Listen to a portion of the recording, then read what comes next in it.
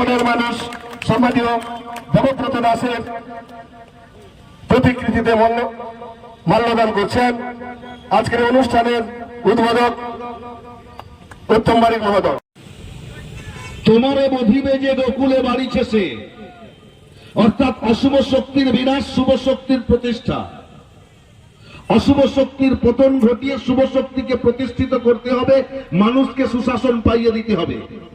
অর্থাৎ দ্বাপরে সেই স্বৈরাচারী, ব্যভিচারী, ভ্রষ্টাচারী রাজা মহারাজ কংসকে বধ করে মানুষ সুশাসনের দিকে এগাতে চান, কিন্তু প্রতিবন্ধকতা সেই মহারাজ কংসকে বধ করার জন্য মধ্যরাত্রি, প্রাকৃতিক দুর্যোগপূর্ণ রাত্রি, অর্থাৎ রাত্রি